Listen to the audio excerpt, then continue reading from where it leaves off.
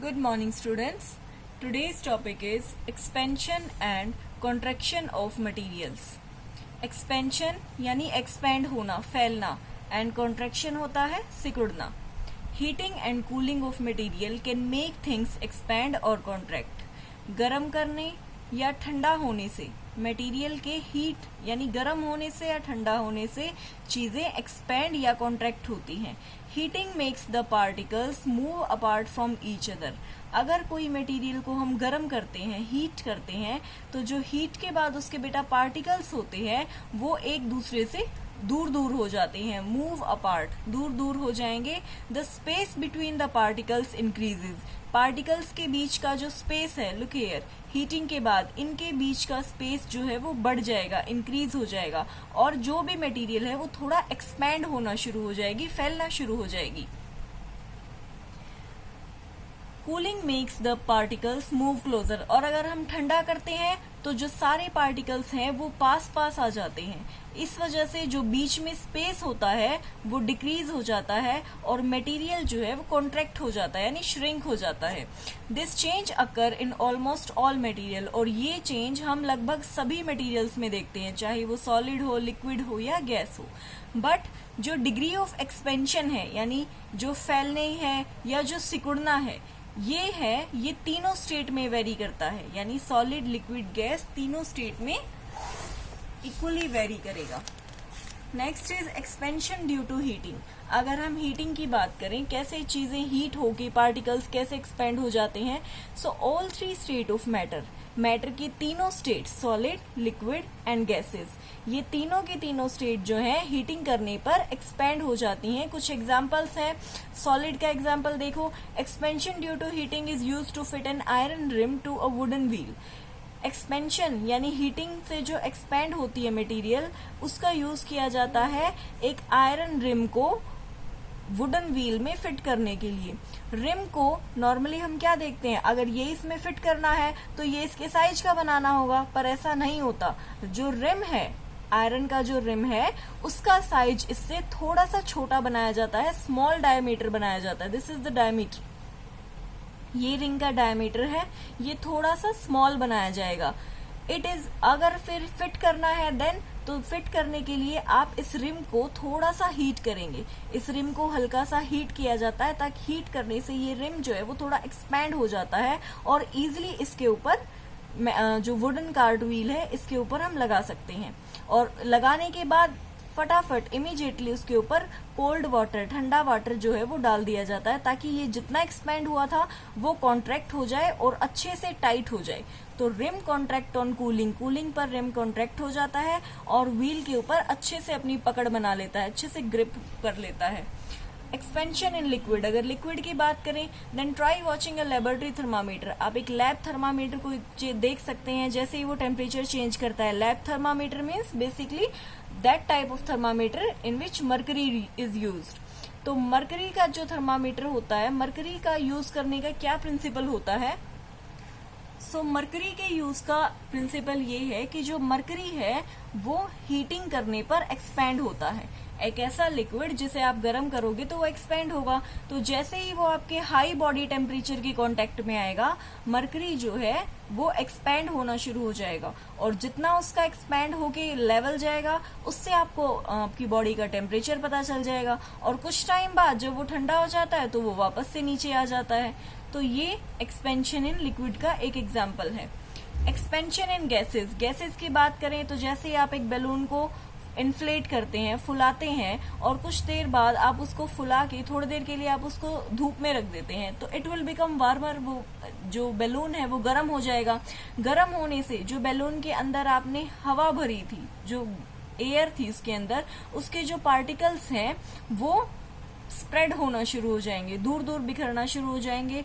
जैसे ही वो move apart होंगे तो इस वजह से अगर सूरज की रोशनी में कोई भी बैलून को रखा जाता है तो वो कुछ टाइम बाद फूट जाता है, क्योंकि प्रेशर ज्यादा हो जाता है. उसके अंदर जो एयर पार्टिकल्स होते हैं वो दूर होना शुरू हो जाते हैं, उनके बीच का स्पेस इंक्रीज होना शुरू हो जाता है. तो हीटिंग की वजह से गैस भी एक्सपैंड होती है. और अगर सॉलिड, लिक्विड, गैस की बात की जाए तो गैस जो है वो सबसे ज्यादा एक्सपैंड होती है और सॉलिड सबसे कम एक्सपेंड होती है, क्योंकि सॉलिड के जो पार्टिकल्स होते हैं वो क्लोजली पैक्ड होते हैं, तो गैस ज्यादा एक्सपेंड करेगी comparison to solid. Next is contraction due to cooling. Expansion के बाद हम देखते हैं कॉन्ट्रैक्शन के। तो कूलिंग एक अपोजिट प्रोसेस है हीटिंग का। It makes material contract. Heating में अगर मटेरियल एक्सपैंड होता है तो कूलिंग में मटेरियल्स क्या होगा बच्चों, कॉन्ट्रैक्ट होगा। On cooling gases contract the most. और अगर कूलिंग की बात करें तो गैस सबसे ज्यादा कॉन्ट्रैक्ट होती है। सिमिलरली गैस एक्सपैंड भी सबसे ज्यादा होगी और गैस कॉन्ट्रैक्ट भी सबसे ज्यादा होगी, एंड सॉलिड जो है वो लीस्ट कॉन्ट्रैक्ट होगा। कूलिंग का एग्जांपल देखो, अगर हम सॉलिड में कॉन्ट्रैक्शन की बात करें तो you are advised to not to pour very hot water in a glass bottle. आपको हमेशा एडवाइस किया जाता है कि कोई भी ग्लास की चीज है, कोई भी कांच की चीज है, उसमें आप ज्यादा गर्म पानी नहीं डालोगे। अगर आप ऐसा करते हो तो ग्लास में क्रैक आ जाता है। सिंस ग्लास एक गुड कंडक्टर नहीं है हीट का, तो conduction of heat through the glass layer is slow. तो कंडक्शन ऑफ हीट क्या है, स्लो है। तो inner layer of glass expand due to absorption. अगर आप उसमें गरम गरम पानी डालोगे तो उसके पार्टिकल्स ग्लास की वॉल्स पे लगेंगे और ग्लास की वॉल्स को वो गरम करेंगे। ग्लास की वॉल्स को गरम करेंगे तो जो ग्लास का मटेरियल है वो भी एक्सपैंड होना शुरू हो जाएगा। और ग्लास ऐसी चीज है ही नहीं जिसे आप एक्सपैंड कर दो, और अगर वो गरम डालोगे तो वो फिर क्रैक हो जाएगा। तो इस वजह से जो उसकी आउटर लेयर है वो कोल्ड है। तो temperature difference between the inner and outer layer of the bottle causes it crack. तो बेसिक ये अगर एक ग्लास है, यहाँ पर आप हॉट वाटर डालोगे तो इस वजह से एक्सपैंड होना शुरू होंगे इनर वॉल, और जो आउटर वॉल होती है वो ठंडी होती है। तो हीटिंग इनर वॉल हॉट और आउटर वॉल कोल्ड होने की वजह से इसमें क्रैक आ जाता है। Next is contraction in liquid. We have observe that, हमने ये ऑब्जर्व किया है कि मरकरी जो है वो हम पहले पढ़ चुके हैं एक्सपेंशन ऑफ हीटिंग में कि मरकरी हीट करने पर एक्सपैंड होता है।